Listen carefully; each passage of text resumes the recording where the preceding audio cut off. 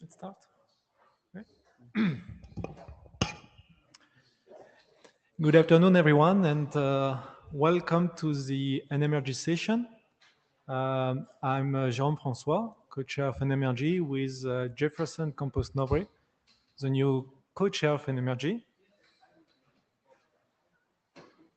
So to start the session, let us remind you some important remarks and notes. The first one is about the intellectual property. So please carefully look at this slide and the documents that are mentioned here. So basically, if you have some IPR disclosure, you must make it on time. So please really consider that in case you have to. So the second thing is that we remind you that IETF makes recordings of online and in-person meetings, so including audio, video, and photographs, and publishes those recordings online.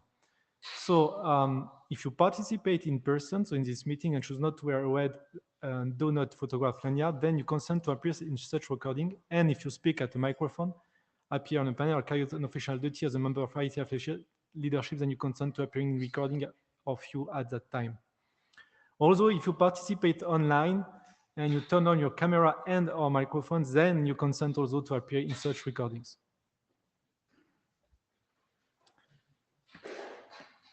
The privacy code of conduct, this is also very important. So please carefully read the slides here and refer to the documents that are mentioned here. So again, we just remind here that there is a record of the meeting, but although that, what is important, we have to participate to this meeting in a respectful manner to any other participants.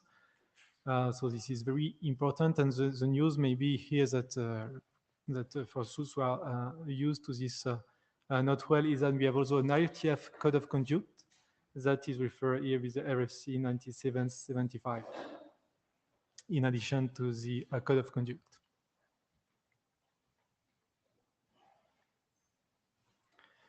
So NMRG is a research group, so it's part of the IETF. The IETF focuses on longer-term research issues related to the internet, while the parallel organization, the IETF, focuses on shorter-term issues of engineering and standards making. So IETF conducts research, and it's not a standard development organization.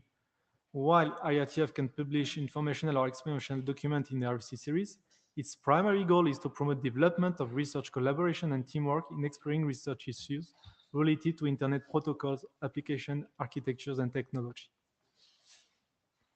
So this is really important to also make the difference between IETF and IETF and a research group here as an emerging. So it's some useful link for the meetings, but of course, what is really important is that you log in into the Meeteco, just to log your participation to this meeting. And then there are other, let's say, common link for notes, and there will be, again, video recording after the meeting. Sorry. So before we go into the agenda, some general use. So first of all, let's welcome on board Jefferson, who is a new co-chair of NMRG, and also thanks a lot Laurent, who is in the room, who was also co-chairing the group for I think 10 years. So thank you, Laurent. And yeah, we can.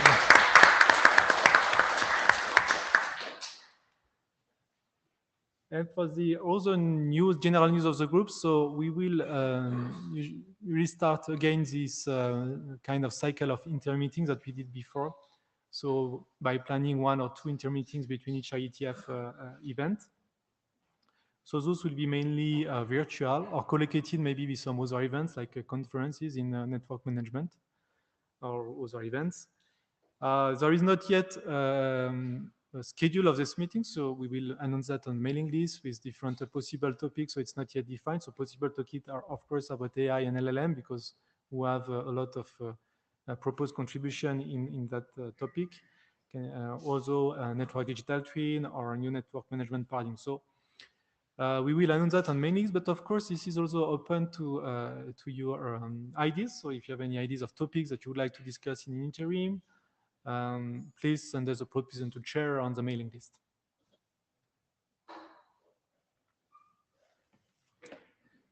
So for the agenda today, here's the agenda today. So we have basically different presentations. So the first one, we have. So the first one will be about a group document. So on consideration of network and system for AI services. And then we will have two presentations, one about intent translation frame for the IoT network, and another one for integrated security service system for 5G network using an I2NSF framework. And after those, we will have some more subsession, I would say, about agentic AI and LLM, because we received a lot of presentation or proposed presentation. So I remind that during this, let's say, second part of the session, we will have kind of short talk of 7 minutes each. And we do not expect to have questions or comments at the end of each talk, because then our idea is to have a final discussion, a longer discussion, about 30 minutes, about this topic in general. So about what has been presented, but also about what could be more, let's say, the positioning or the role of NMRG and how we can contribute on progress on this topic. So we share some question on mailing list, but it's not exhaustive questions. So the idea is really to have an open discussion at the end. I will show anyway this question at the end. But what is important to remind is to all presenters, please really keep in mind that it's quite a dense agenda. So we have really we'll be a bit, let's say, picky about the timing. So we'll see the timer, and we may stop you if you already exceed the time. Okay. So let's start with the first talk. So Yonggan.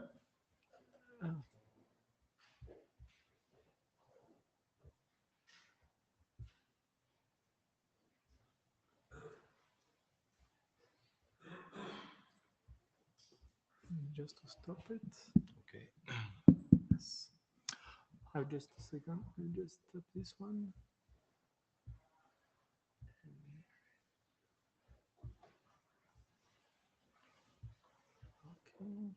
Okay. Good afternoon, ladies and gentlemen. My name is Byung-gun Hong. I'm working for Daejeon University in South Korea. So it is my pleasure to present this draft, even though this is the last time slot in this meeting. So you stay here. Thank you. So in this draft, we have the 5 authors. The first is it's me, and the second is Ju-sang Yoon at Dong University, and Sung-woo Hong at ETRI, and Pedro Martinez at NICT, and Chin Woo at Hawaii. So these 3 history and status. So 3 years ago, we submit as individual draft, and last year we had RG adoption call, and last November it is adopted as RG document, and it is the first time after RG document adoption. So I would like to focus on the object of this draft. So in this draft, we want to share experience and implementation results to find optimal network system for AI services. For example, to find what is important information to provide optimal AI services, and to find how to deliver this information, and to find how to manage this information. And we want to find a common component to provide optimal AI services. For example, common information similar to MIB, and a common system to provide AI service, for example, client and server, or client, edge, cloud, hierarchical architecture, whatever. So we want to find a common network architecture to provide AI services, and we want to find common protocol to exchange information for AI services. Also, we want to find useful use cases. So in this draft, we show 2 use cases. One is self-driving cars, and the other is network twin. So this is the abstract in this draft. So as the development of AI technology has matured, and AI technology has begun to apply in various fields, AI technology is changing from running only on very high performance server to community servers with small upper hardware, including microcontroller, low performance CPUs, and the AI chipset. So as you can see, we want to deploy AI services as a distributed manner, not a single server cases. So this document consider how to configure the network and system in terms of AI inference service to provide AI service in a distributed manner. And it also describes the point to consider in the environment where a client connects to cloud server and the edge device and requests on AI services. And some use case of deploying network-based AI services, such as self-driving vehicles and the network twins are described. So currently, the TOC is like this. So clause 3 is network configuration, and clause 4 is configuration. So in clause 4, we show 3 points. That one is the characteristic of hardware, the second is the AI model, and the third is the communication method. And clause 5, we show the addressing challenging because in NMRG, we have a good document, the challenge document. So in this draft, we want to show the relationship between the document. So 5.1 is low level change, and 5.2 is high level change. And the clause 6, we show some use cases. So update since last meeting. So we add modified text to focus the addressing challenges. So clause 3.3, 3.5, 4.3, and 6.2 was updated. And we add the Chin Wu as authors, and we fix typos. Okay. In clause 3.3, AI inference service on edge device. So the blue character is the newly added text. So as more data gets generated at the edge, it is necessary to perform AI processing at the edge for performance, privacy, and cost of moving data to a central location. Is some enterprise who own both local machine and network, edge network, won't be capable of loading their confidential data set into the central cloud. Instead, this enterprise retrieve AI model from the cloud and use such AI model for AI inference at edge device locally. And the other change part is clause 3.5, AI inference service to own horizontal multiple server. So the blue character is the change parts. So therefore, the client requesting the AI inference service, those requests are shared between the edge device, cloud server, and routed to a single cloud server machine in the network based on the load balancer decision. Alternatively, those requests are processed by all the cloud server machines which contribute to the final inference result. And the other change is the clause 3.3, consideration for characteristic for communication method. So there are many advantages to using gRPC for AI inference service because gRPC use HTTP2 and the protocol buffers communication, offering low latency and efficient data serialization, and enabling large capacity data transfer and efficient data transfer compared to REST. Alternatively, Quick protocol or other future transfer protocol also can be used to request AI inference service. Which transport protocol is used is not the scope of this document. And the final, the change part is clause 6.2, deploying AI service for network distributing. So you can see the change part with the blue character. So this is the change part. So I think that we need more time and we need more effort to update to progress this draft. So we want to add more text from experiment or experience from each author's institute or organization. So I'm asking other person if you have some contribution or some ideas, let me know, then we can discuss and we can develop this draft. So I'm asking NMRG to how to develop and how to guide this draft. So I'm asking to NMRG. So thanks. Thank you. So comments or questions for Jungen?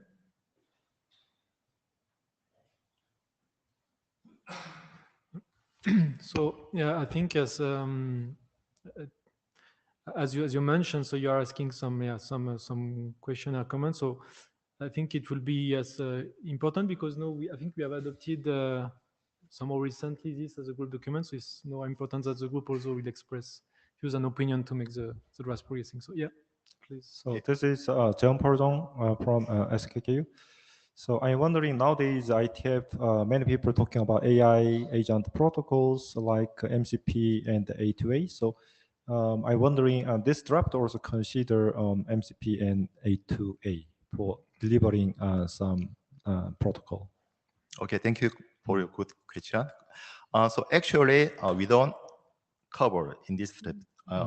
In this draft, so you know, this meeting there are many lots of the side meeting for AI agent or something like that. But we have some. I think that we have some the common point because this document is targeting on the deploy AI service in a distributed manner, not our central point. So, but we don't call it AI agent. So the expression of the technology is a little different, but there are some the common point.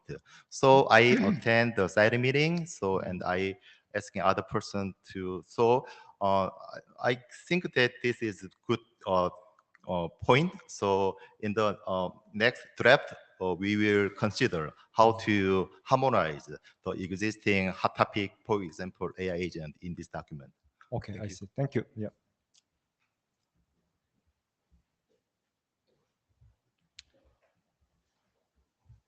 Yeah, yeah. Just to add on that, yes, I think it would be very nice if in the draft, yes, you're able to make as you say all these position, all these let's say agentic AI and protocols. What all this make difference? All this relates?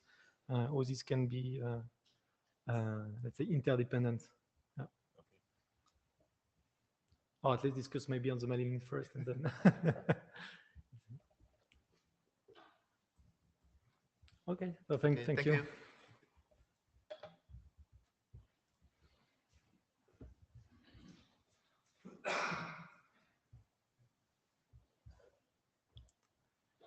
Next speaker, Moz.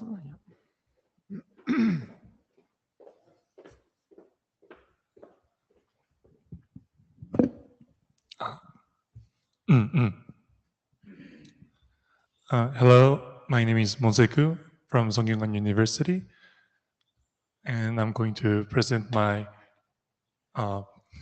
draft intent translation framework for IoT networks. It's my first time submitting this draft and presenting, so I'm kind of nervous. But yeah, how do I? Okay. Okay, so I'm going to start with why do we need this certain framework? So let's say if an administrator tried to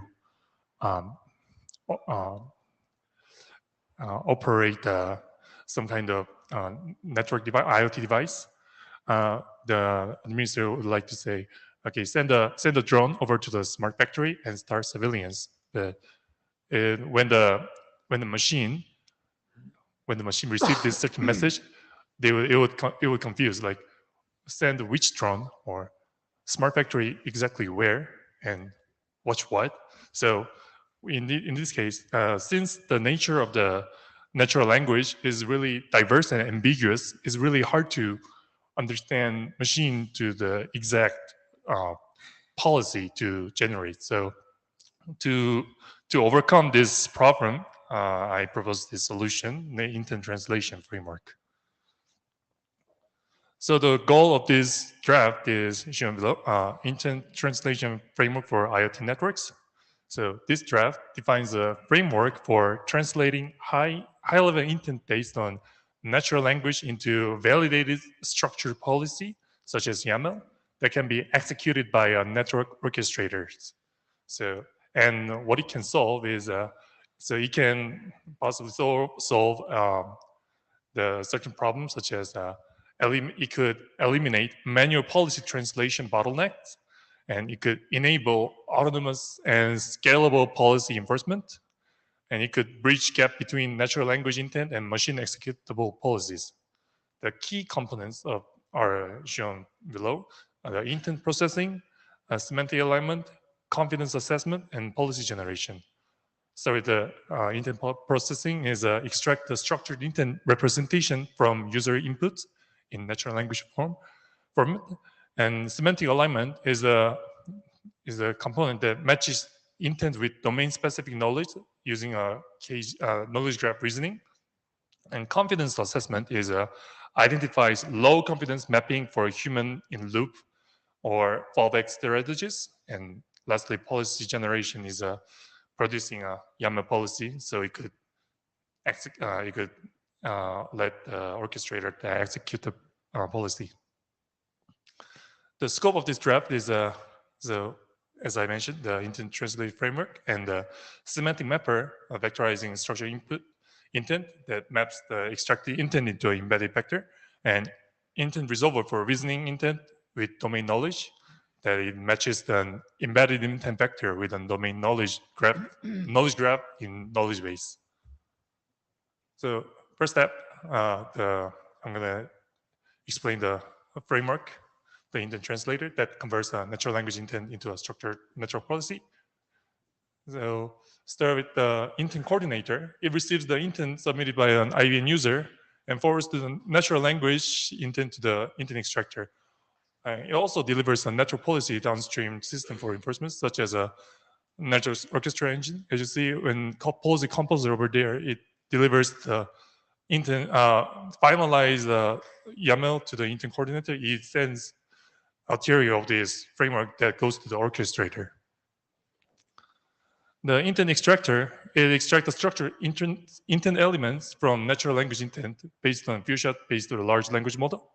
And it parses the incoming natural language statement to key elements, such as action, source, and destination.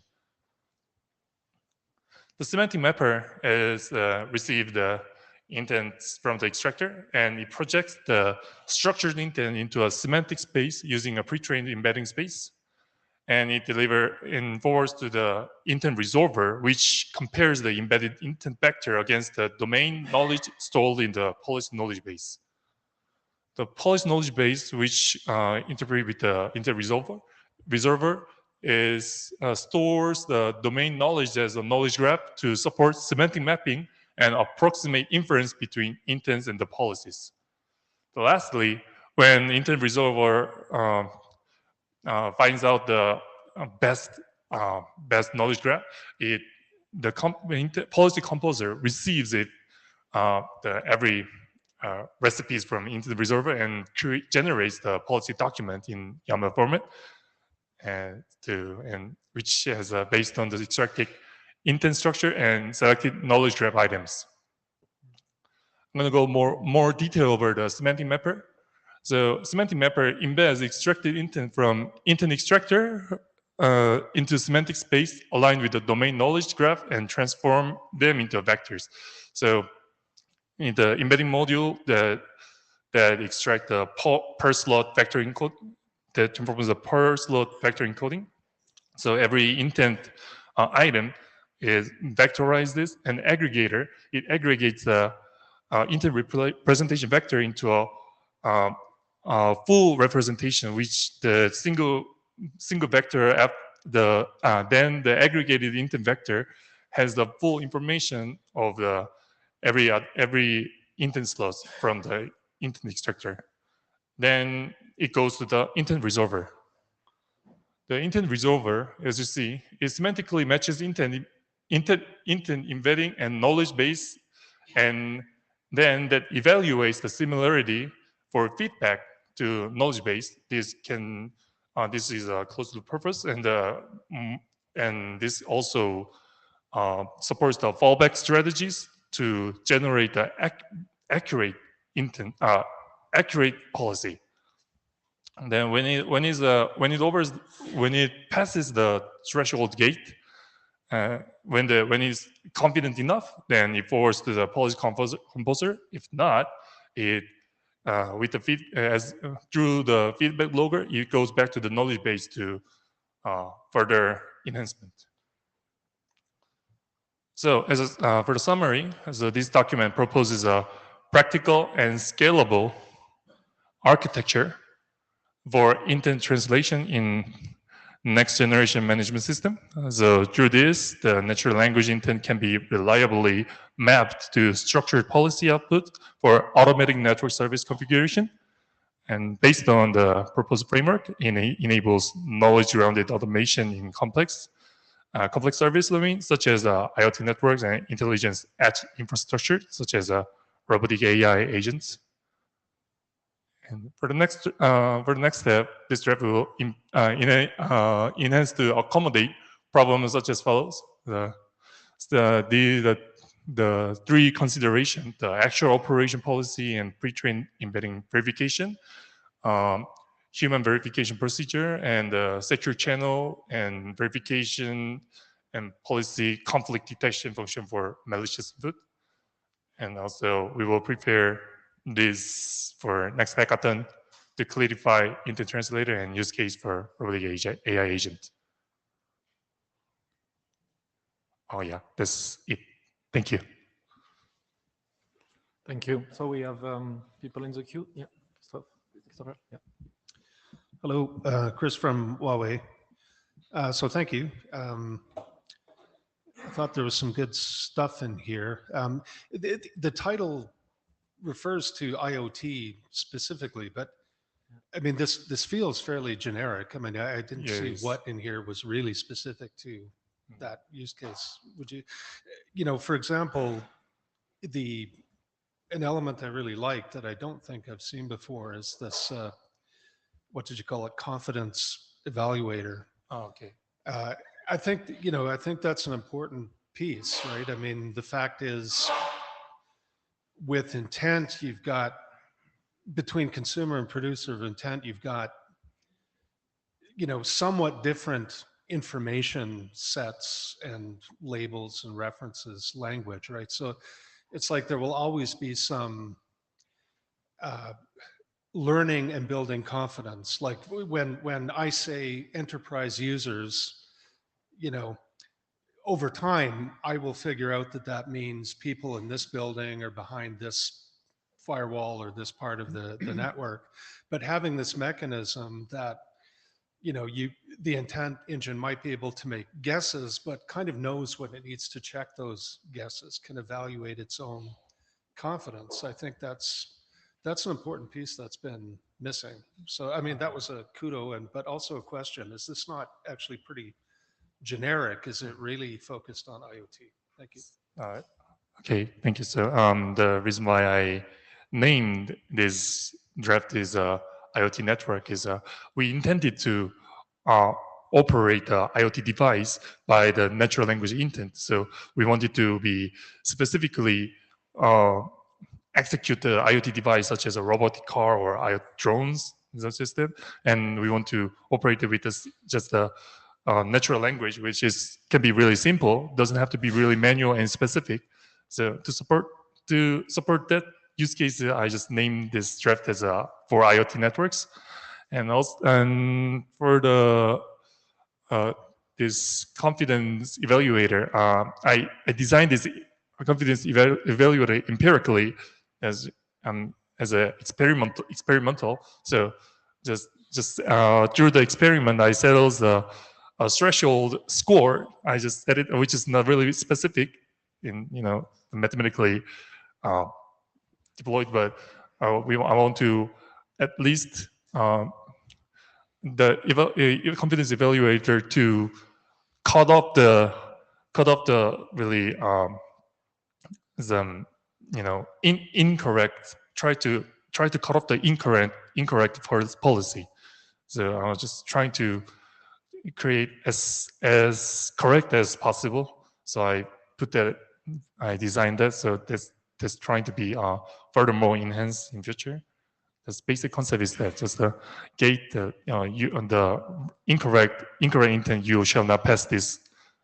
Only correct intent can be passed through me. So yeah.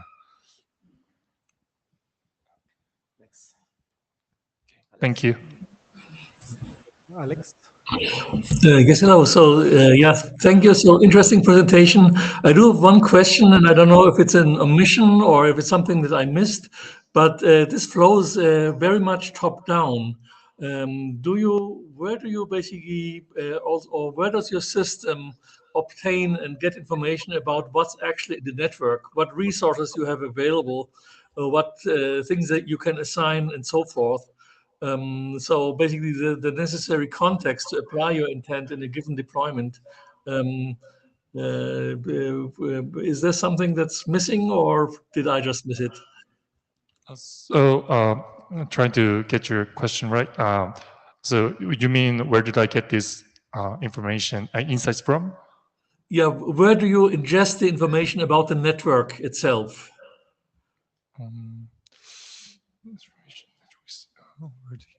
The actual resources that you have available, right? Because your intent-based system.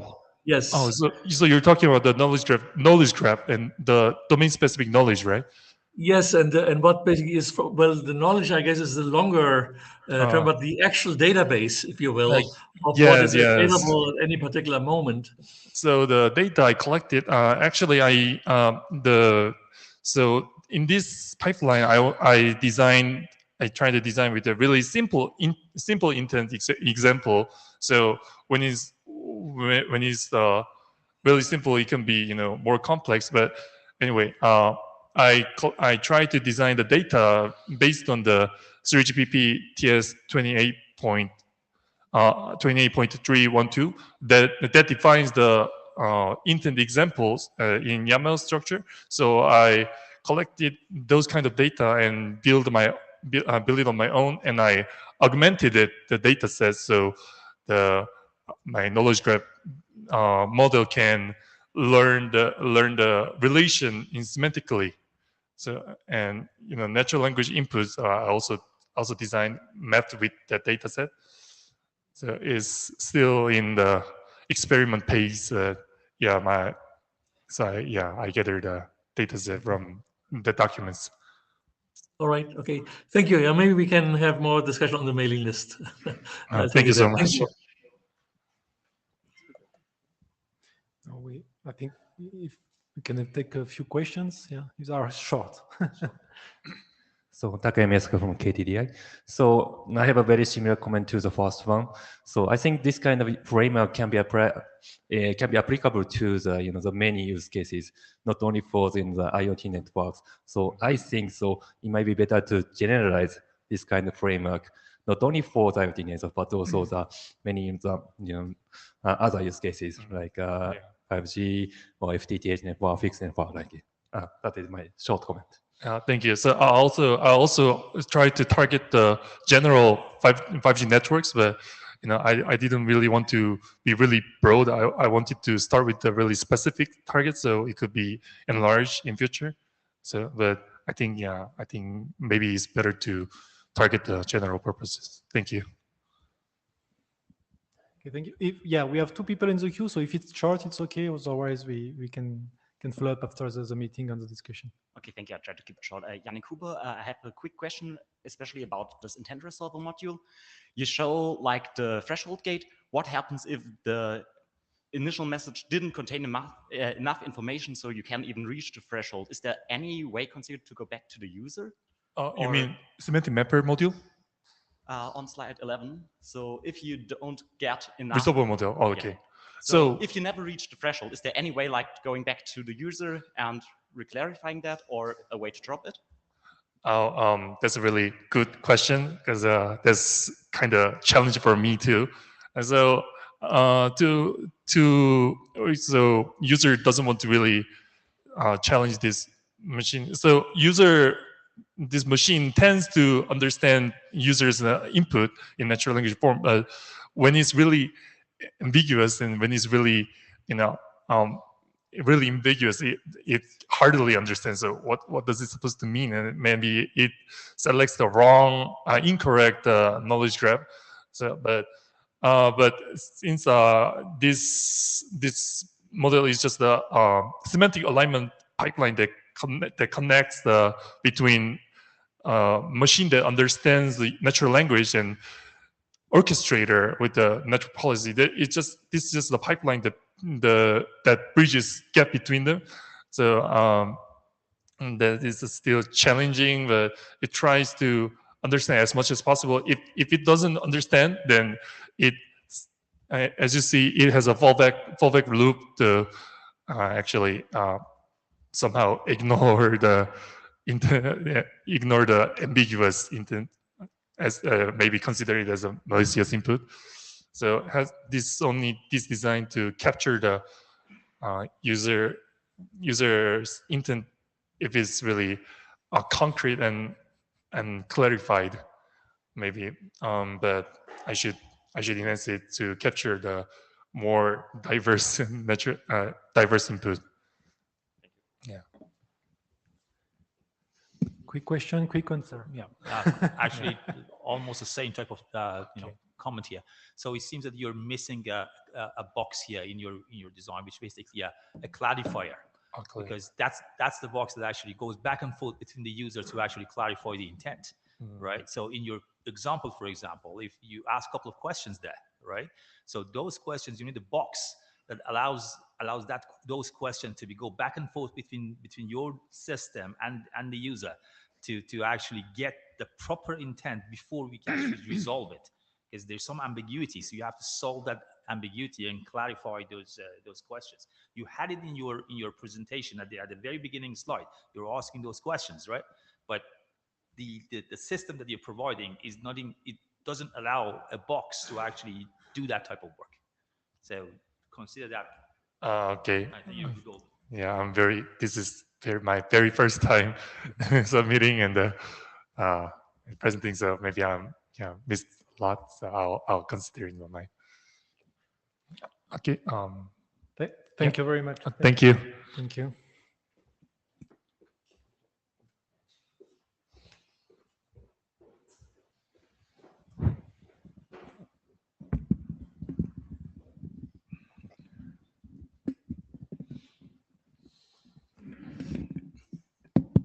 Okay, hello. This is Jeon Porjong. So I will introduce an integrated security service system for 5G networks using an I2NSF framework. I2NSF stands for Interface to Network Security Function. So our goal is we want to leverage the concept of intent-based networking for security services for 5G network. I2NSF is standardized. So I'm the editor for young data models for I2NSF. So we want to make the 5G network take advantage of I2NSF for efficient security services. So this is intent life cycle of intent-based system. This is you can see intent is given and then translate, and then this is immersed into network or some application like a robotic AI agent, and then we can monitor, collect the monitoring data, and then analyze using machine learning, and then validate the intent is properly working or not. And then we can abstract that working, and then we make a report. There is some problem, so the user can recognize. So this figure shows the 3GPP core network. So we want to make security service nearby user equipment behind the radio access network, especially within user plane function. So network security function managed by I2NSF framework running inside the UPF or just behind the UPF rather than just the cloud. So this is the framework for the I2NSF. So this is user give a high-level policy translated by security policy into low-level policy, import into a specific network function like a firewall, and then analyze, collect the monitoring data using machine learning, and then we can check that a policy is working correctly or something missing, or hardware resources like CPU or network bandwidth is lacking. We can increase the resources. So we want to take advantage of this I2NS framework for 5G. So I mentioned network function learning within UPF or just behind network function as a edge computing approach rather than cloud. So you can see this is existing legacy I2 NSF cloud approach. So security services learning cloud. So in that case, user equipment learning certain security services like firewall, something like that. That traffic is always going through data network. Network is connected to a cloud, and the cloud within cloud learning some security function. So it takes a lot of some delay. So delay is important, right? Because of user equipment and the cloud, so there is some gap, right, in terms of the network. So this draft identify how to improve efficiency. The idea is user plan function can contain network function as the server, so we can accommodate the more security services like firewall, web filter, DDoS attack mitigator, antivirus, something like that. So you can see user equipment traffic is always passed through user frame function. Within user frame function can handle by network function. So we can significantly reduce the delay. So this is the idea. So in that case, we need to define I2NSF core component like security control function, developer management function, and other function like security data analytic function like NWDF, something like that. So this draft explain how to integrate the I2NSF into 5G core network. That is the main idea. So currently, my group are working using pre-5GC. So we implement network function behind the UPF. And also we can define security control function and developer management function for I2NS framework. So we try to prove concept. So this is the steps. So next step is we want to show the efficiency and performance comparing cloud approach I2NS security service and the edge approach integrate I2NS framework into 5G core network.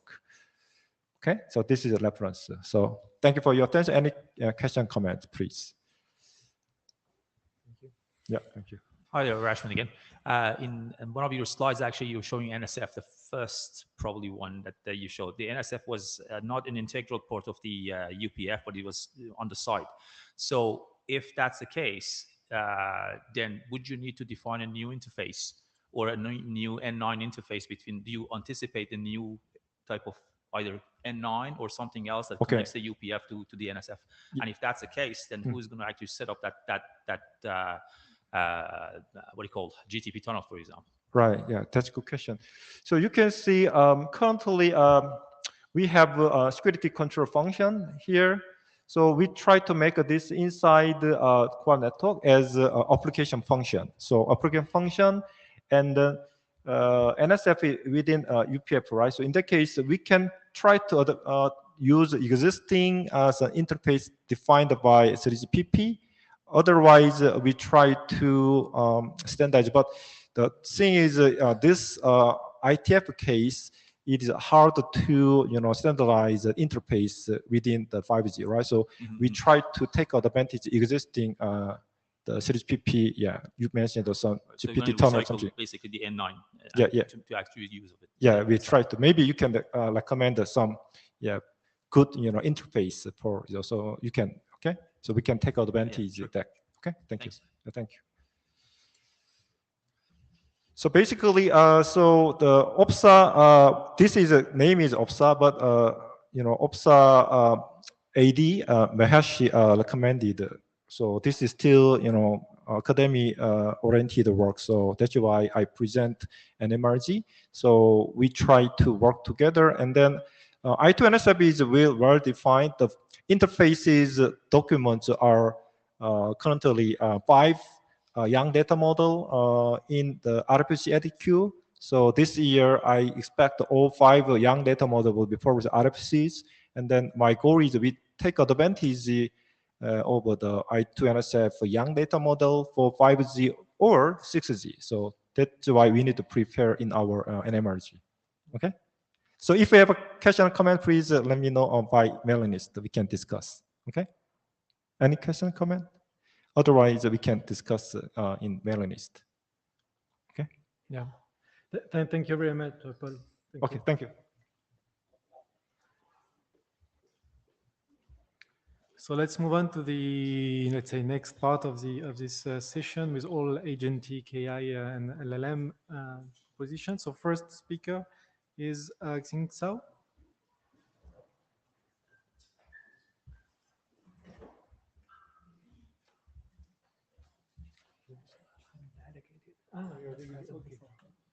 Okay, sorry. No.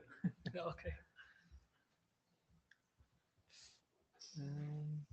Is this one? Okay, so good afternoon, everyone.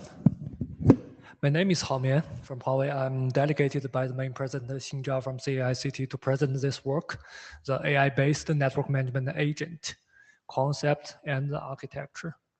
So this is the first time we present the work here, and this is actually a draft submitted to MOP in the OPS area, and we have also presented in the CCamp session in Dublin as well. So basically, I will start with the scope of this document because the agent is really a popular concept, and the problem could be specified into the categorized into network for AI agent and the AI agent for network management. So we will focus on this part. And this is some reference from the TM forum as an architecture for the autonomous networking.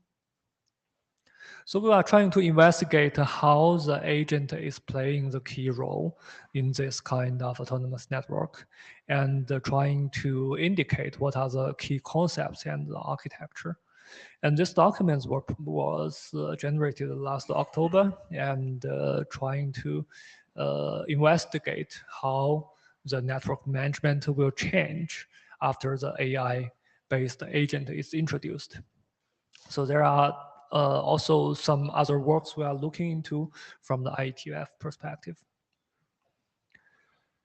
So the objective is trying to give a standard common architecture for the AI agent for network management, and it was originally named as NMA.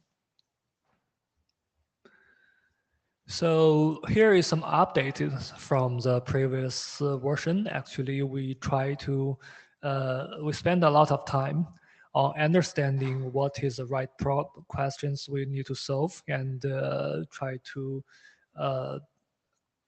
give a quite neat definition for what the NMA is about. And for the class number 3, we have spent quite much effort on specifying the functional descriptions of the NMA together with reference architectures. And in chapter 4, we are trying to describe the single agent and the multi-agent scenarios. So I will go rather quickly for this kind of major updates. The first session is trying to tweak the definition of the NMA. And this would be a network management entity built based on the machine learning or artificial intelligence and equipped with autonomous closed loop task processing capabilities. So the key objective is trying to achieve the closed loop per task in the network management. And people have been doing a lot of research on, okay, how to do the perception, planning, decision making, and then execution. And we believe each of the session is quite automated at this moment, and we just need a structure to make the end-to-end system work step by step. So here is some framework we are trying to clarify with other documents, including the RFC 8969, and we are trying to place the NMA in the right position of the architecture. So the other updates include some deploy modes, because people are asking, so what is the main relationship towards the existing controller? So basically we have two modes. One is the peer-to-peer, or maybe saying I have equivalent NMA on the same level of the network controller, or we can also integrate the agent inside the controller as well. And it just provide different kind of frameworks, different group of interfaces, and it also determine what is going to be standardized. And togetherly, we are trying to recapture what is the main reference function architecture of the NMA. And this would be, we try to highlight this whole blocks with multiple functional blocks inside. And given the time restriction, I won't read all of this, but I'm trying to emphasize here that the finally conclusion is we are trying to construct multiple agents in a purpose-based way, which means for every single scenario of the network management, we are going to design one potential agent to solve that specific problem, to make it focus. So here is something we're trying to say, okay, this is the right place we need to going to be standardized. We try to categorize all the interfaces that would need interoperability, including the agent to controller, agent to network, agent to user, to indicate, to provide more interactions. And the most important for this kind of standard work is to specify what is the right information flow among all this kind of information exchange. So, okay, so we also have another category, another dimension we need to work into, the single agent with multiple agents. We have more complicated information flows here, but we will start from the left-hand side. So here are some common workflow. This is not changed from the previous version, and I will basically skip these details. Also the typical scenarios. So we are trying to have the planning, construction, maintenance, and optimization. So this is what we have seen so far. And some open issues we are trying to list here is there are multiple emerging interface protocols to be running over these interfaces, including the MCP, A2A, and others. We are also going to investigate what is the right, what is the right format for the multi-agent collaboration. Is that everything is included in that all, or we are trying to do it in an end-to-end relationship as we are doing scenario-based agent design. So the next step, we are going to collect more feedback and comments, and we are looking for some common consensus of what agent and LLM is doing and trying to shape our document in a better way. Thank you. Thank you very much. So as I said, there will be no question now, so we'll continue with the next presentation. So the next presenter is Iwan. Hmm? Yeah, I'm in the queue. No, there is no question for this presentation. Okay. We'll have an open discussion for all these drafts on agent at the end.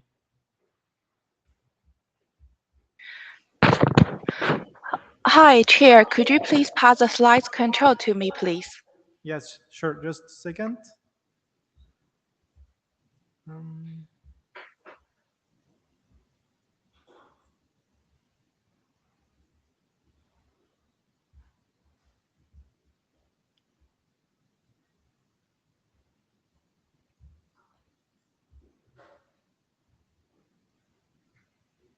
mhm. Mhm. Just slide control. I think I have to. Okay.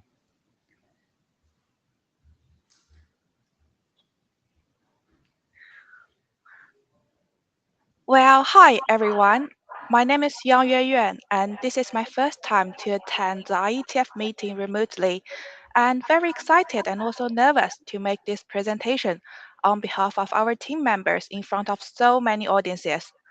The topic I want to share today is the applicability of MCP, the Model Content Protocol, to the network management. Okay, before exploring this topic and introducing our motivation, I want to first have a brief recap of what MCP is. As we all know, the ARM with the generative AI has already changed the way that humans interact with data, resources, and tools. However, the big challenge to increase the ARM scalability is about API integration and data access from various platforms or data sources.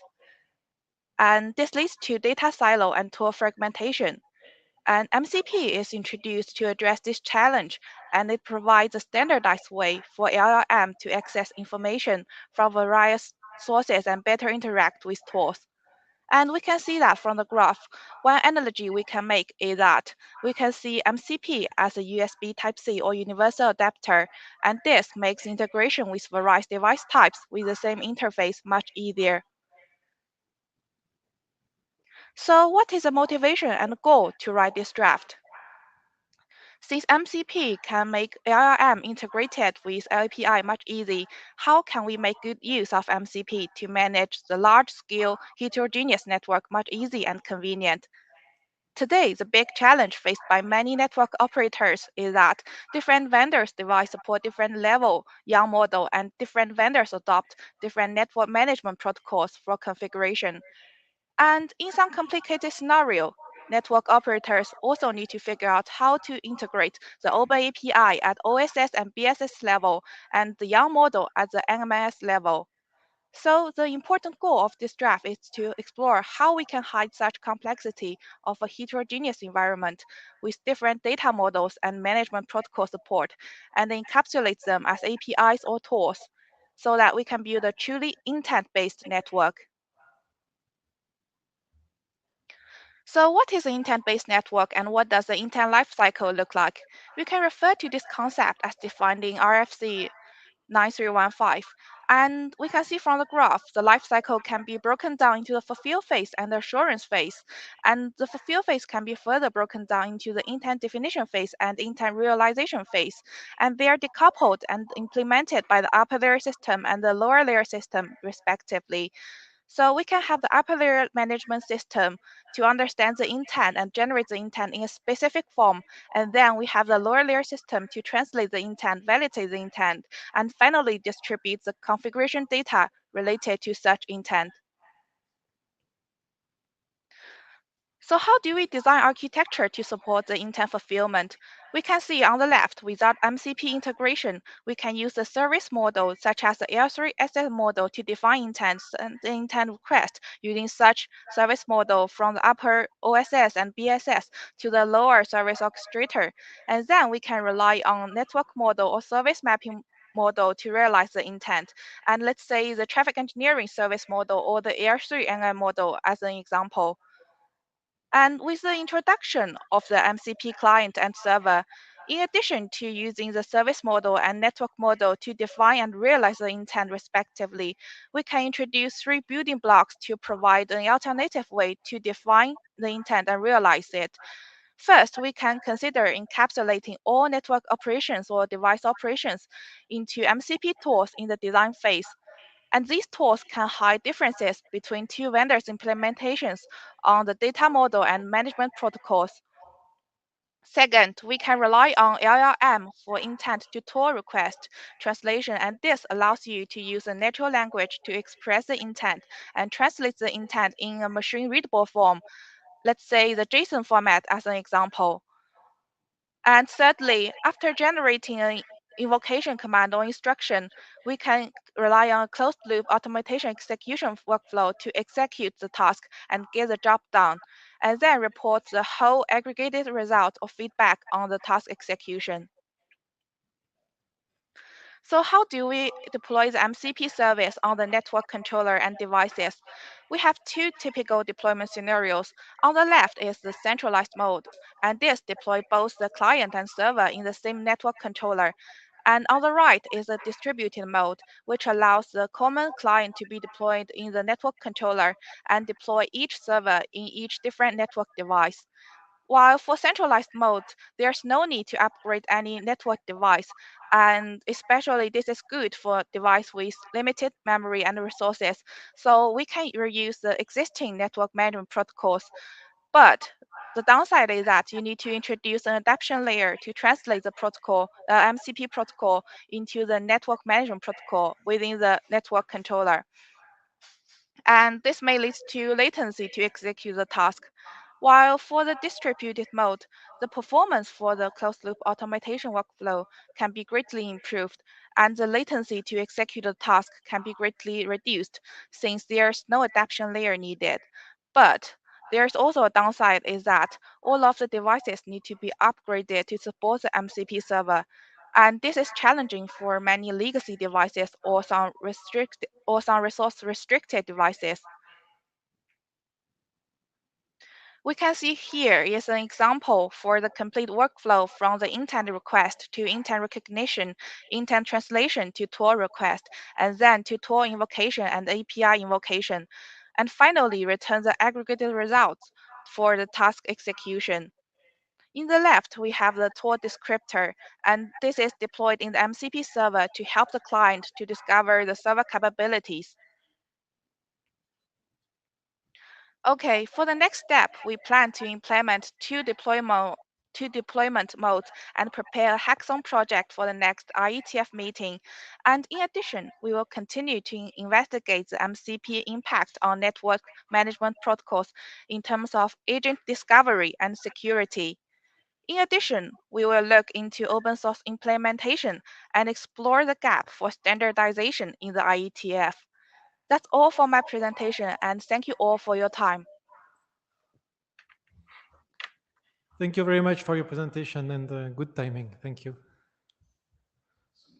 Next speaker, please.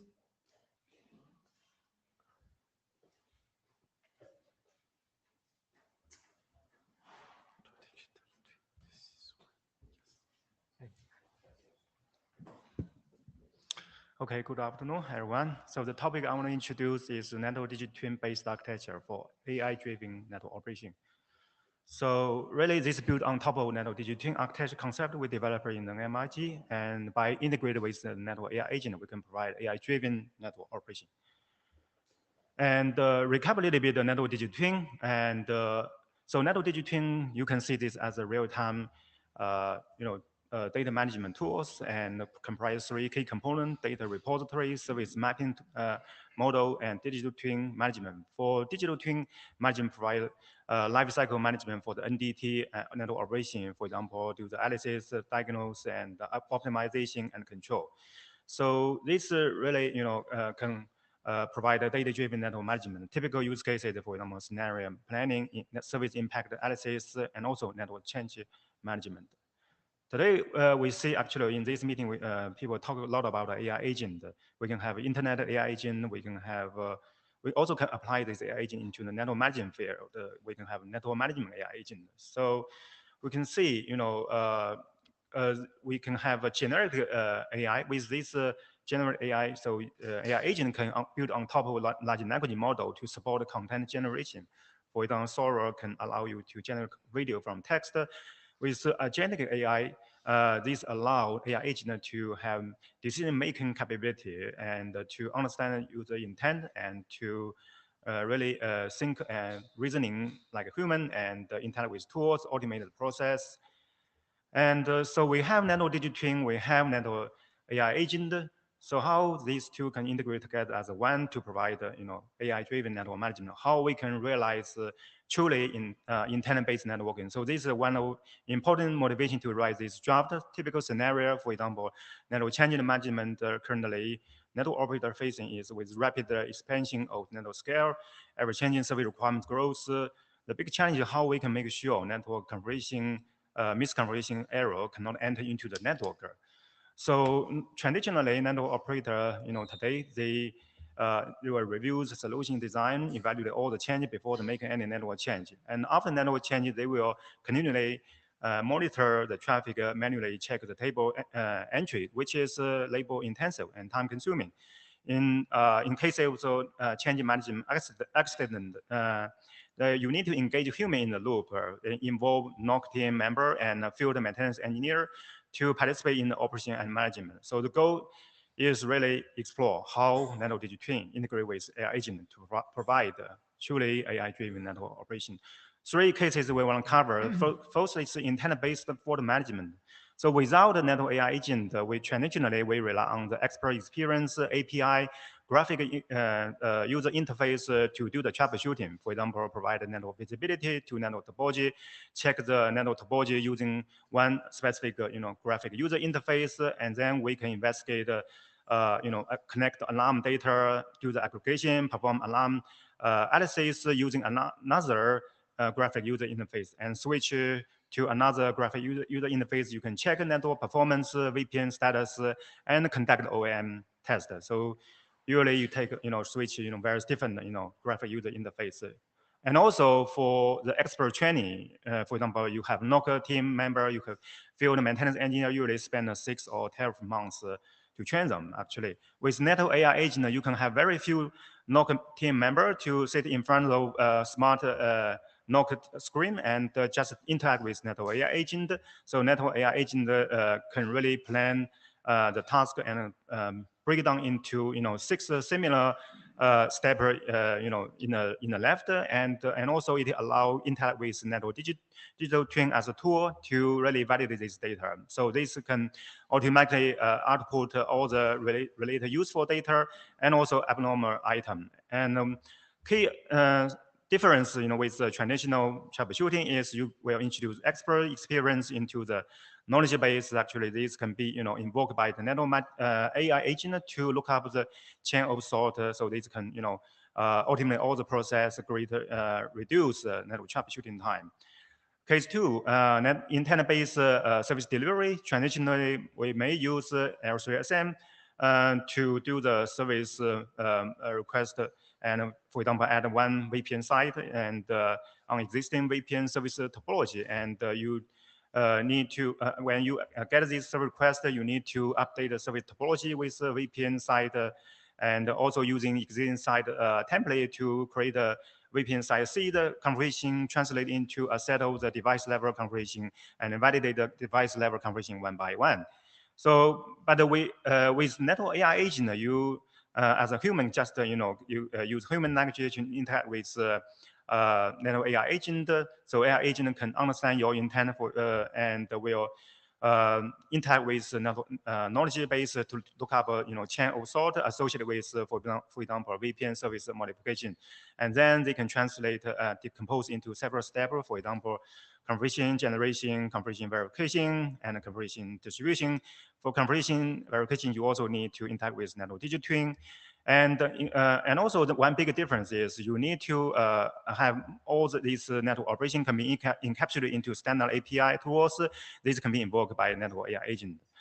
So these similar use cases, we can intent-based network assurance, and with network AI agent, you can allow assurance network AI agent not only talk with NOC agent in the smarter big screen, and also you can talk with the field maintenance engineer using their mobile phone. In their mobile phone, they can use field maintenance engineer agent. So similar process. Actually, you can see actually the network assurance AI agent can break down into several steps, and also they can interact with the network digital twin. So this may be also involve agent-to-agent communication. And so this what architecture we really can build, to allow integration network digital twin and network AI agent.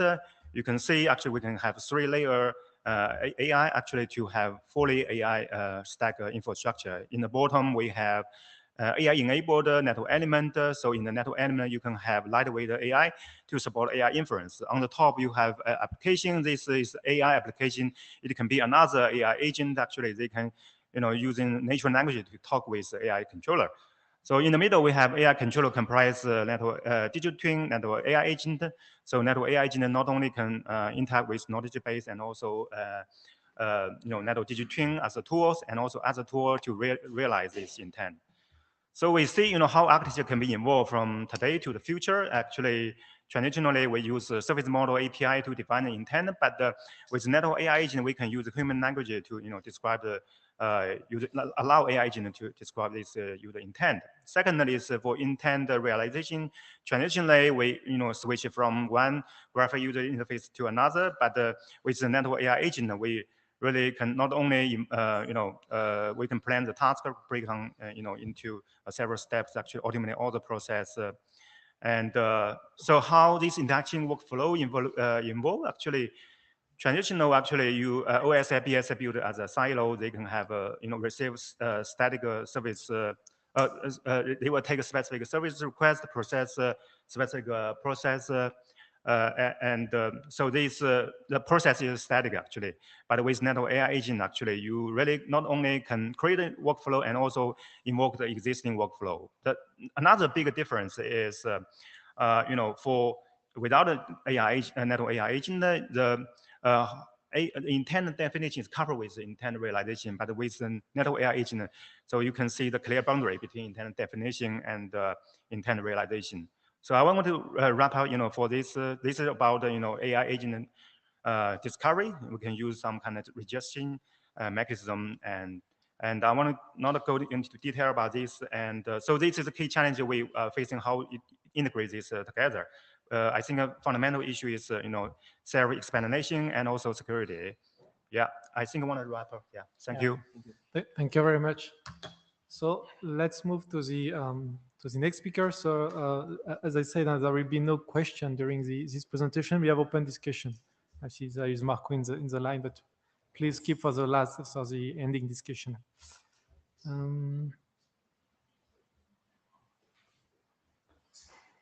have to stop first.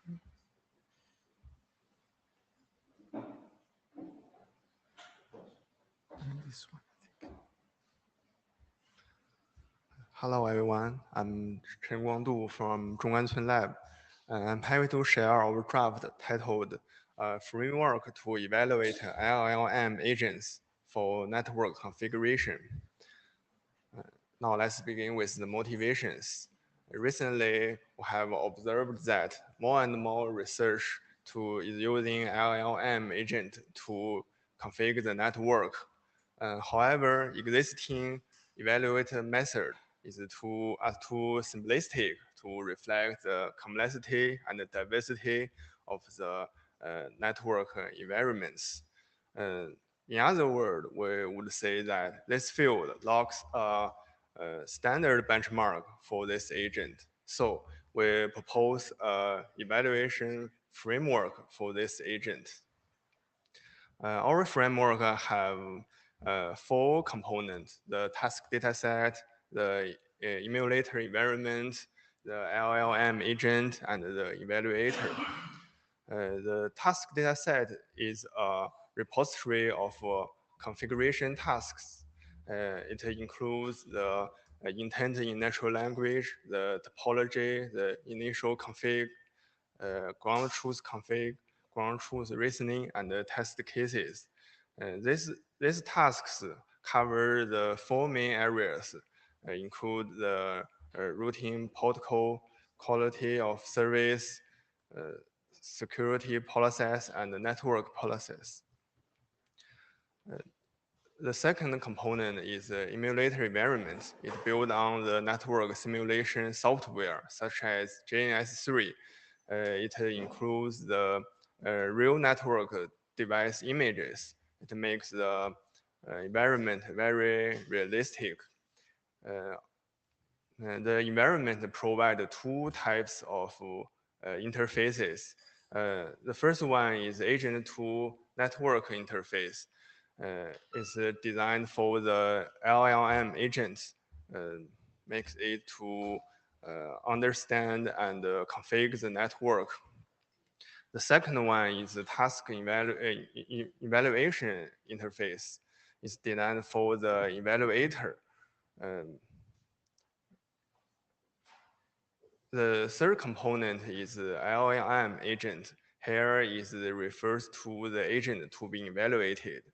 Our workflow provide two types of interaction APIs and two interaction strategies. The fourth component is the evaluator. It calculates three metrics.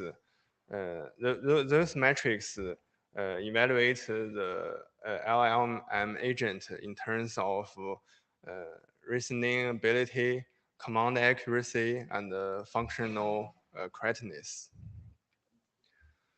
Now let's come back to the overview. It shows how our four components work together. It had 6 steps. Step 1, the task dataset provides the task definition to the agent, environment, and evaluator. Step 2, the environment sets up the topology and the initial config. And step 3, the LLM agents interact with the environment. Step 4, the agent provide his reasoning process to the evaluator. Step 5, the environment export the final config to the evaluator. And the final steps, the evaluator calculates the 3 metrics by running test cases. We use our framework to test the 6 LLM-driven agents. The result shows that the reasoning model like GPT-03 and DeepSeek R1 outperforming the standard models like GPT-4o and DeepSeek V3. Also, we find the multi-turn interaction has limited benefits. We also found that the global planning and multi-stage reasoning are major weakness for the agents. So our framework offers the insight into future improvements for the agents. Now let's talk about our future work. First, we want to refine the task exchange format to enable the better collaboration amongst the agent, environment, and evaluator. Second, we aim to incorporate MCP and A2A protocols to support more tools and enable the multi-agent collaborations. Our goal is to build an automated, far and comprehensive framework for LLM network configuration agents. Thank you for your attention. We welcome collaborators and comments. Thank you. Thank you very much. Next speaker, Minxie.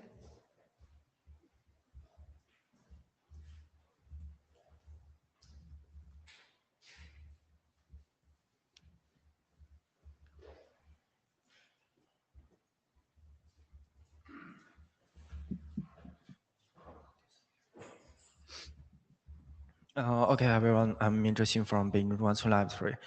The draft I will introduce is titled the framework for large language model assisted network management with humans loop.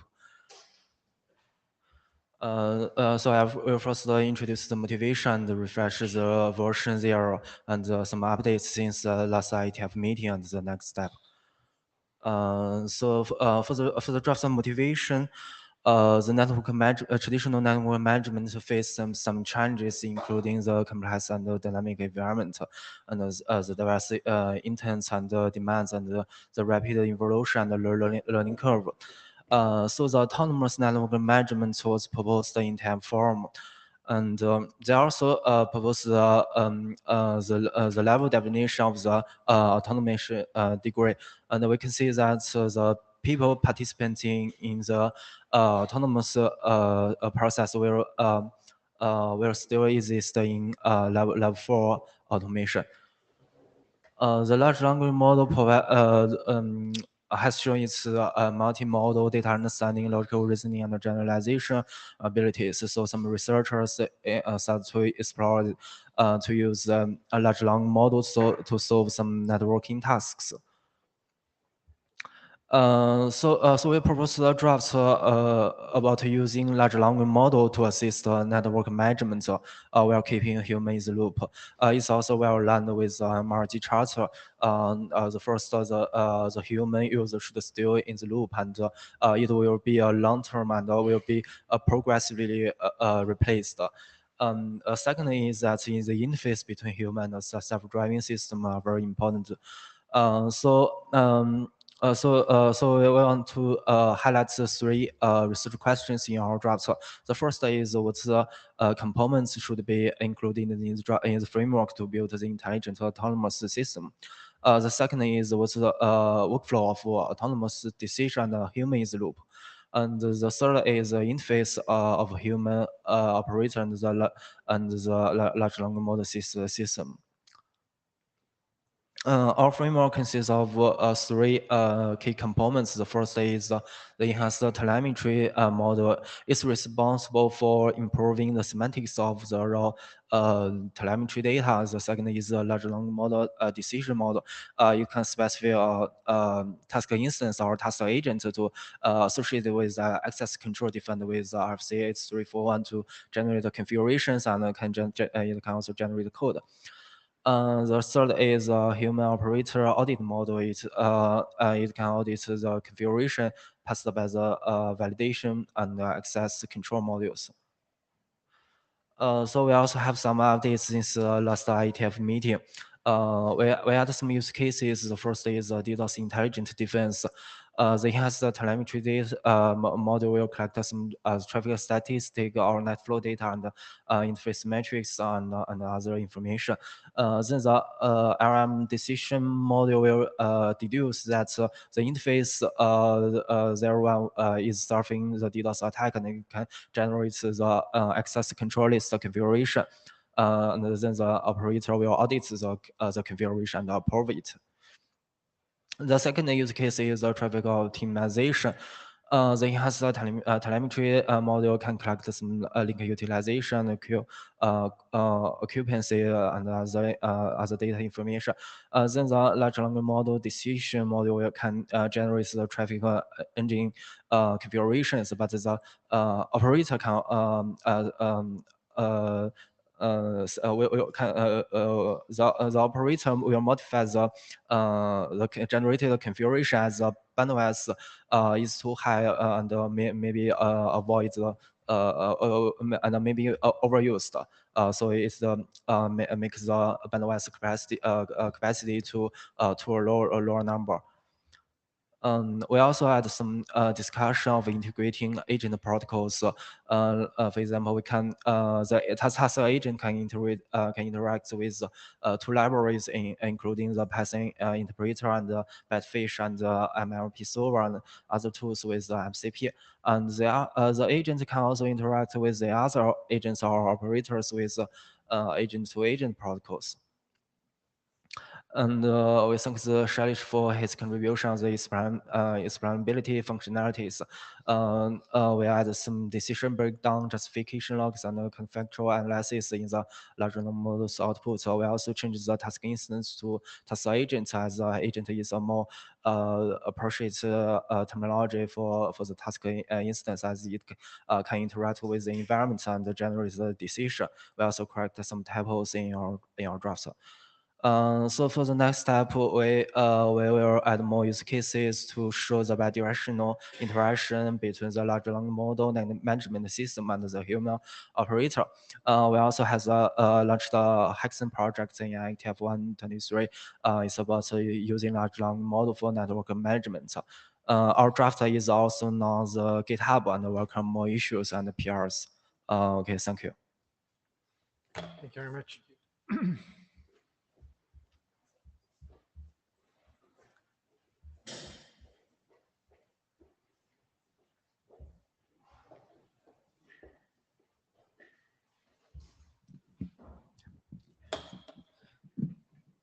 Hey. Hello, everyone. I'm Yunze Wei from Tsinghua University, and I'd like to share our recent work, our recent draft on framework and automation levels for AI-assisted network protocol testing. So why we need automated protocol testing? Protocol testing is still very important for manufacturers and network operators to ensure the device behaves as expected. So the goal is to ensure protocol conformance, their functional and their performance. And today, however, protocol standards still evolves rapidly, and some private protocols are also widely used.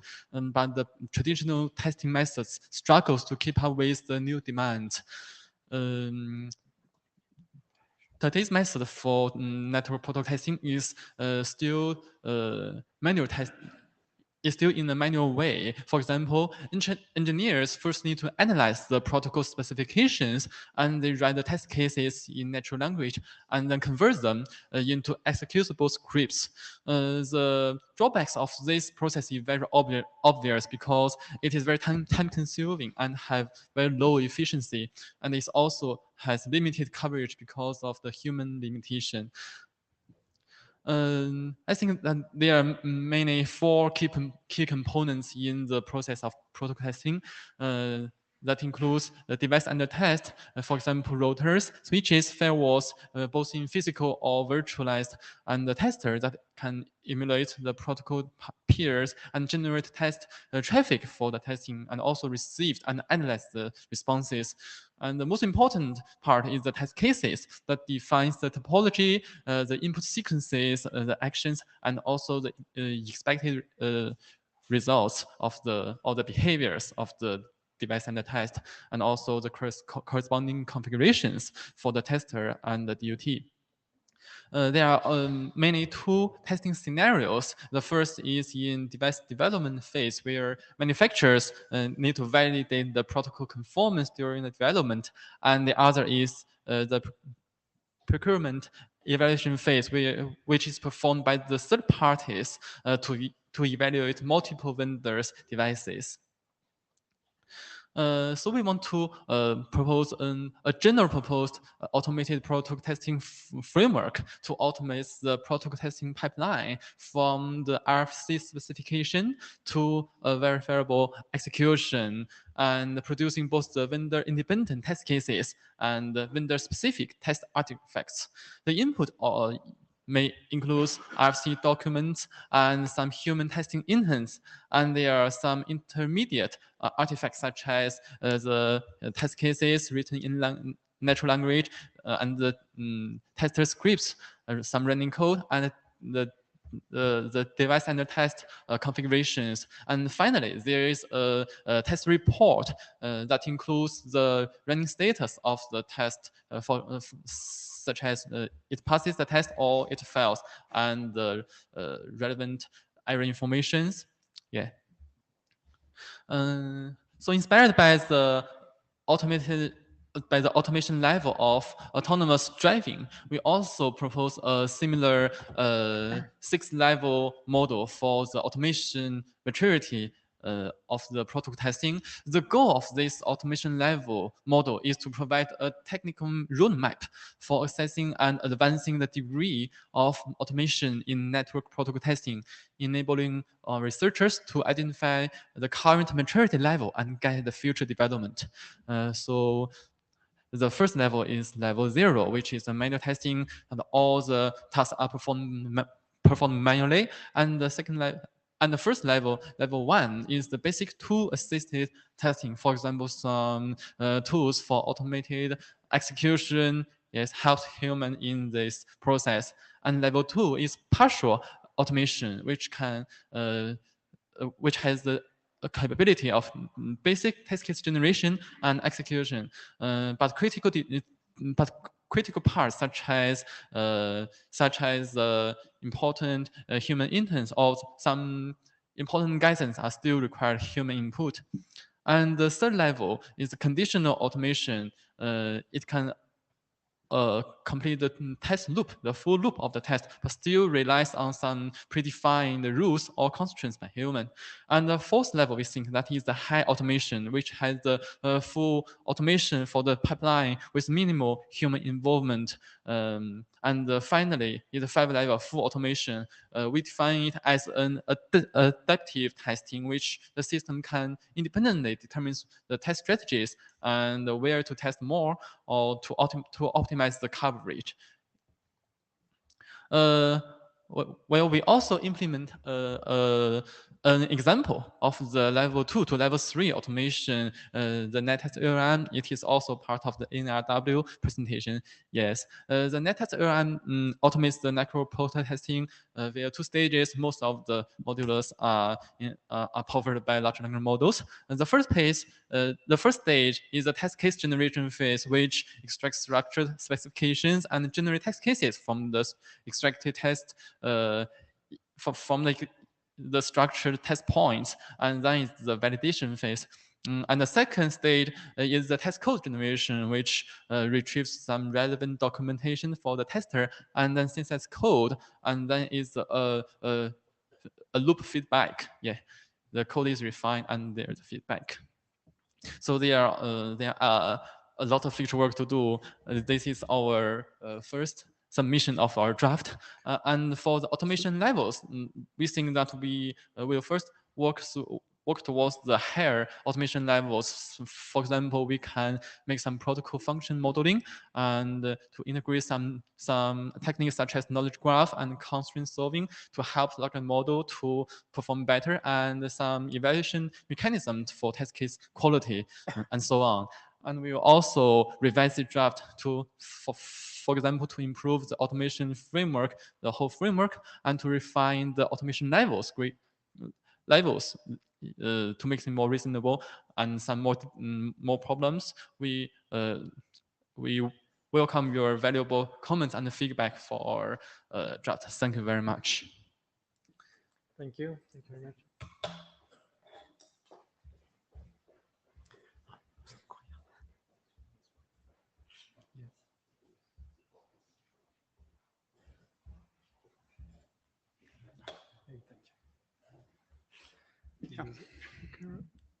Hello, yeah, this is a 0.0 version of this draft about generative AI for intent-based networking. It is a result of the cooperation between Huawei, CNR, that is the Italian National Research Council, and another operator in Italy, Sirius. Yeah, what is the background? This document basically describes how to specialize AI models to create target generative models for intent-based networking. So the document proposed the usage of transfer learning techniques to design generative AI specialized model for ABN. It also describes some tools, in particular LoRA, that is low rank adaptation for achieving transfer learning for the above scope. And the objective, of course, is to define a new framework addressing the challenge defined in other IETF NMRG document, like the challenge described there, and also the use cases. Maybe if you are not familiar with LoRA, it's just low rank adaptation. So instead of retrain a model, LoRA introduced low rank matrices into pre-trained models in order to allow fine-tuning with fewer parameters. And this approach reduces computational and resource storage in order to also deploy these on resource-constrained systems.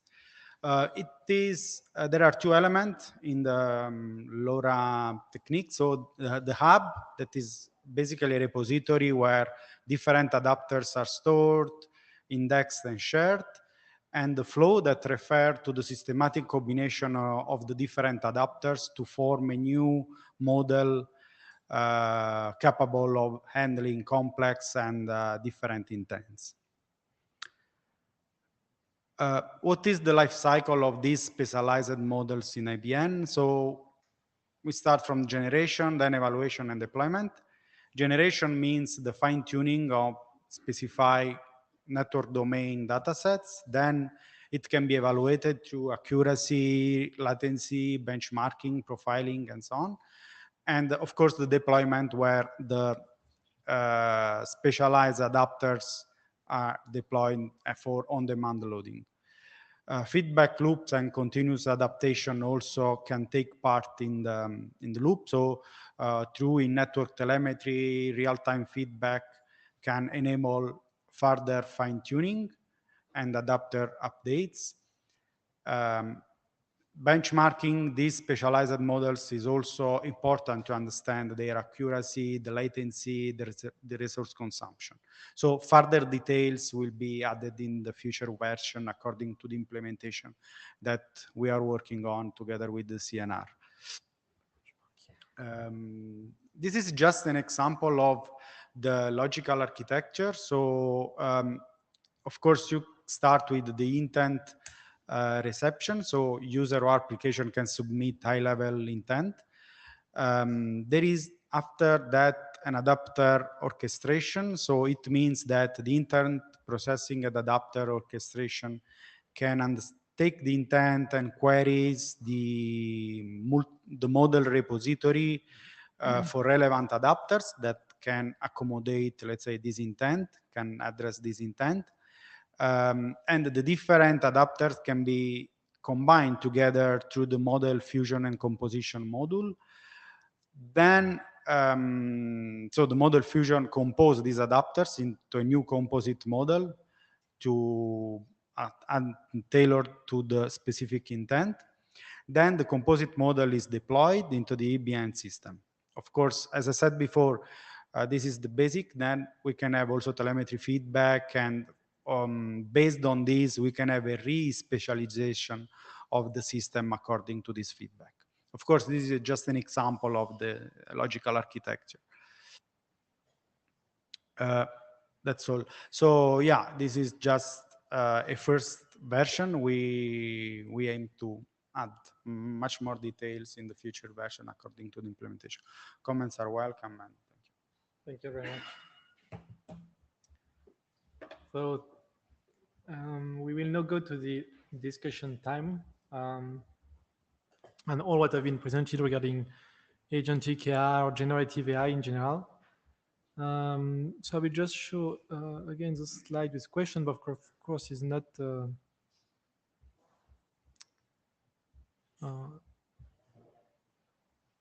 sorry, it's not exhaustive, just for opening the discussion.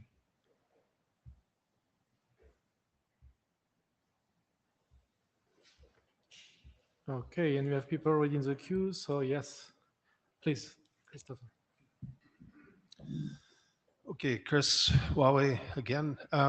So I'll try to keep it short and have a few comments more about your questions here and the forward agenda of the group. I'll defer technical discussion to the mailing list. So first of all, on NDTs, so we have a group draft. I think the further contributions here illustrate further that the sort of orientation that we finally landed on in that draft is correct. It also matches what's the outcomes of work in ETSI-ZSM. It's basically an analytical tool. You give it a scenario and it tells you something about behaviors, etc. in that scenario. The scenario, the baseline may be the current state of things, but it's generally something else. So that's what we've reflected. That's what we continue to see. I'm wondering are we going to advance that group draft to an RFC status? If we do not, is it going to be suitable as a permanent reference? Okay, so that's point one, an agenda item. Number two is, I think we have an RFC on intent, like a basic sort of framework RFC on intent, if I recall correctly. I think it's very, very good. It appears to be a topic that we continue to gain insights and learn things, right? I mean, I saw some things come up in this discussion. I'm wondering if we want to consider, if in fact discussion and points potential enhancements to the RFC that we have do appear in the on the mailing list in the working group. Would reopening that for a second draft be something we might want to consider? I think of course, agents is now the big topic. I think for this group, this focus on architecture and LLMs and agents in specifically the network management context, this is our proper focus. We see work everywhere and things starting to spin up on other aspects of the problem across IETF. So I think really we should try to take a leading role in really thinking through this connection, because this is not the entire problem space for IETF, right? But the connection specifically to network management, I think it's for us to really think that through. I think we can rally that around the sort of architecture view. Because between the sort of agentic internet, right, where you have these autonomous things that need to be discovered, and they'll have protocols that might serve for the whole life cycle, exchange of data, everything, right? That's very different from our environment here, where we have data platforms, we have a variety of analytics tools, we have specific sort of domain and orchestration architecture.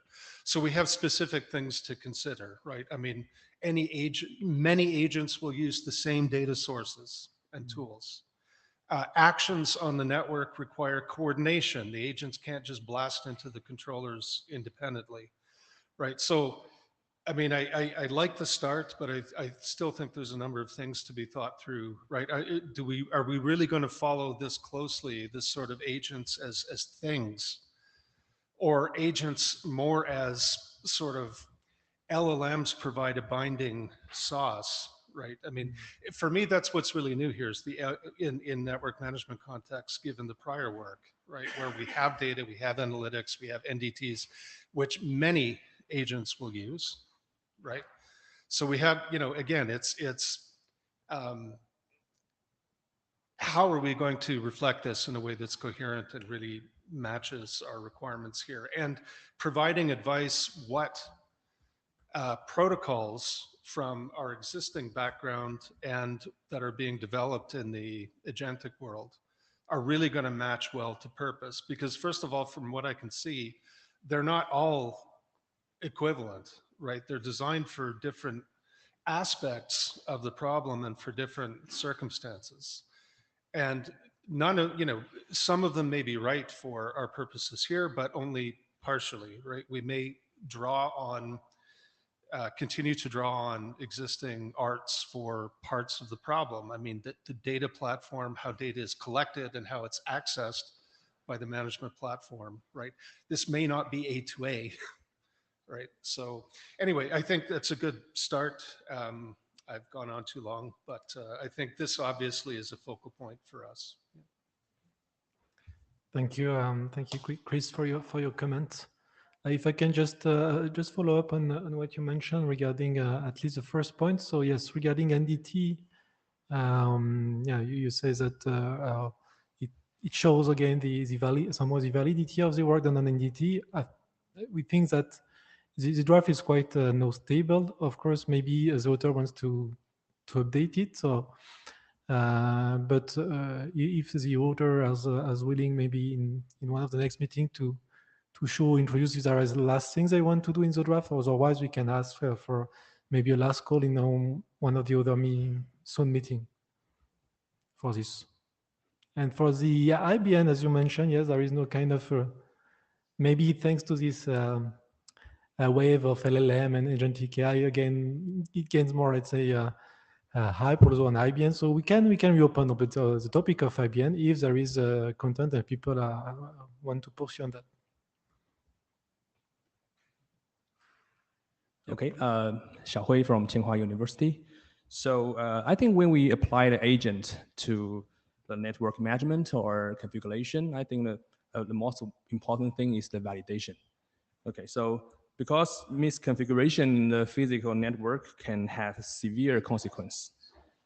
So the validation must cover not only the syntax, but also the semantics. And sometimes it becomes extremely hard when you need to emulate complex functional across a large scale topology. Like, for example, when you use the NDT, you cannot like to emulate a very big, a large topology. So that is a very hard question. So we therefore have two ideas. First of all, the human in the loop is indispensable. Yet we still need to decide when and where a human should intervene. And the second, as an initial step, we could target scenarios with higher fault tolerance. For example, the protocol testing, where we leverage the generative power of LLM to create massive number of test cases and uncover issues in a device under test, DUT. So around this topic, we have submitted some drafts and published several papers that you may find interesting. For example, the first one is the LLM-driven automatic network protocol testing presented at NRW this year, and also another one, the leveraging LLM agent for translating network, just accepted by ICMP this year. Okay, thanks. Thank you.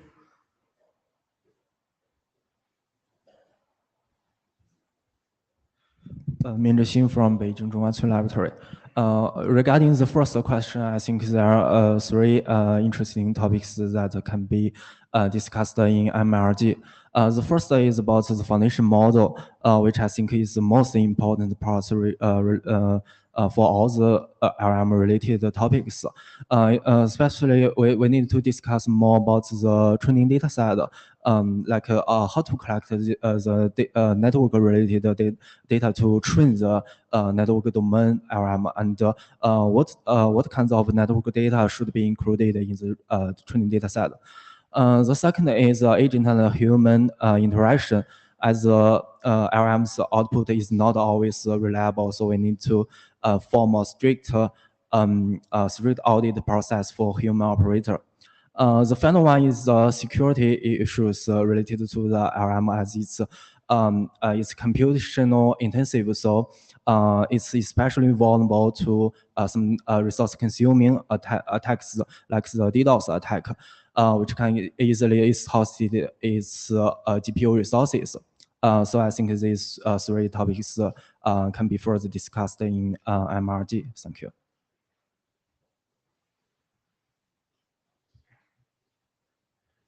Thank you for your suggestions.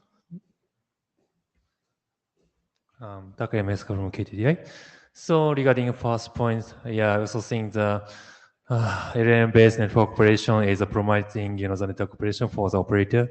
But I think yes, of course, the most promising topics related to NMRG is maybe what is the common, definition of the agentic AI or AI agent.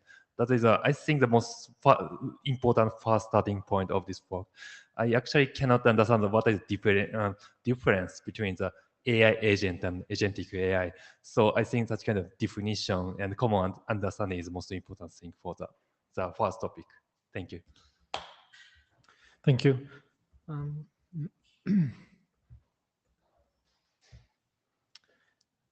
Yeah. You can go, Laurent, if you will comment after. Laurent Chavalia. Maybe a question, because we are in IETF. So the domain of generative AI is evolving very rapidly, and I think it's very difficult for even, industry or researcher to cope with the pace. So maybe a suggestion will be to try to think like 2 years ahead from now and say what we think the agentic AI will look like, what will be types of network we can think about and try to say, okay, what will lead us to that, so that when we investigate now, we are still a bit relevant 2 years from now, you see. So the point is that if we are too much focused on how they are today, and let's say we push our research, I think we will have very challenged to have relevant results. So it's a bit an approach to try to cope with the pace. Yeah, thank you for the comment. I wanted also just to follow up on the previous comment on the, let's say, common definition of agentic AI versus AI agent, and also this relate to the last comment. I think it's yes. First of all, we are a research group. We are a network management research group, so we have also really to find out what are the specificities, as was mentioned also by Chris before, specificities of network management fields related to the commonalities. I mean, the definition of what we would like to have for agentic AI applied to our domain. And yeah, the thing is that you say, yeah, we have to look a bit 2 years at what it could look like in 2 years or 3 years, right? And I think even today, I think that it's not clear, even beyond the scope of network management, what is exactly the use case that will be of agentic, that will be for agentic AI in 2 years, or even today, except, I mean, really, let's say standard use case or that we all seen already. But it's hard to see exactly what will be the deployment of all these agents, what will be the number of agents, the relation exactly between the agent, who will control the agents, and so on. So kind of a lot of uncertainty, and maybe this is also the role of a research group to be ready with such uncertainty, and also to try to anticipate that it might not go as everything thinks it will go today. So just my 2 cents on that. And not as a coach, as an individual participant. So next one, Cheng. Hi, can you hear me, Chair? Yes, we can hear you. Thank you, Chair. I just to support your strategy and the strategy from Takuya on clarify the definition of the terminology, like AI agent or LM agent.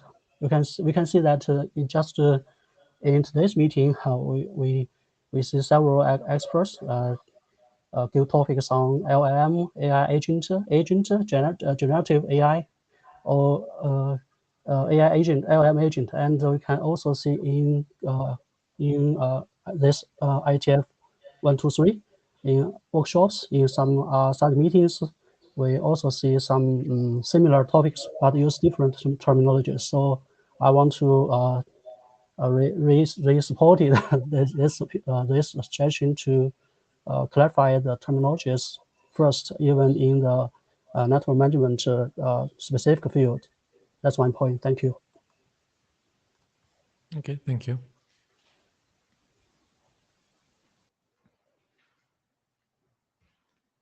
Yannick Huber, one thing that I would also look forward to regarding the priorities would maybe be looking for running code. So I know it's quite difficult at the moment, but to get trust in new technologies, it's super helpful from an operational standpoint to see that there are some results that look promising. If they are just frameworks proposed that we can't verify, it's hard to get trust into it. Thank you. Jefferson speaking.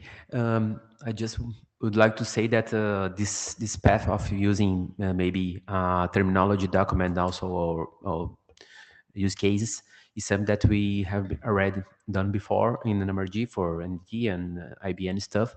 So maybe also this could be, you know, a possible path in order to have the clarification that I believe Shang and others asked for.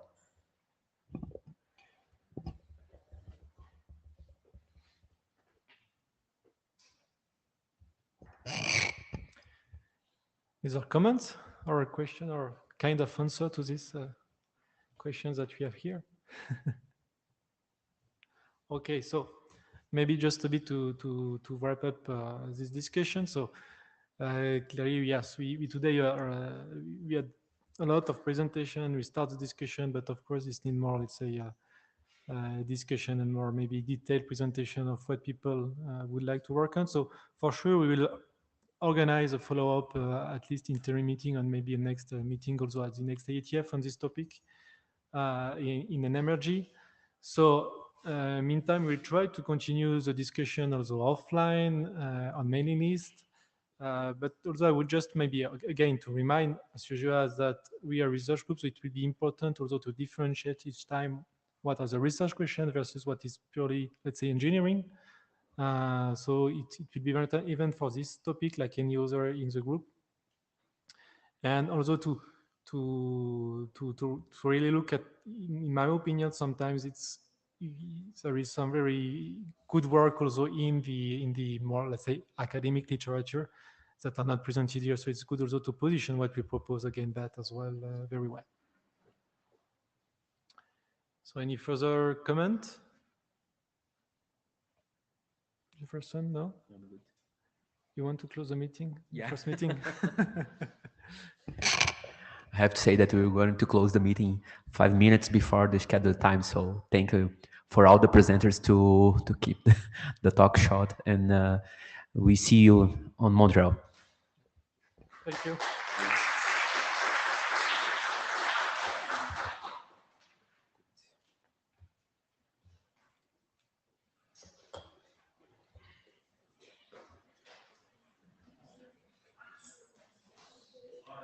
So then you have the recording to fill the gap in the minutes. Yeah.